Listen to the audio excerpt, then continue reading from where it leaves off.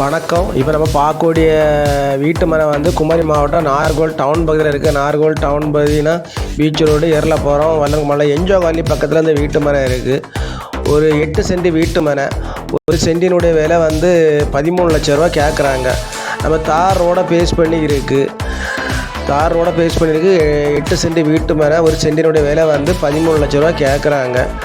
சுற்றி காம்பவுண்டெல்லாம் இருக்குது. காம்பவுண்ட் போட்டு கேட்லாம் போட்டிருக்காங்க. தார் ரோட்டை பேஸ் பண்ணி இருக்குது. பஸ் போக்குவரத்து, வண்டி போக்குவரத்து மிக அருகிலே இருக்குது.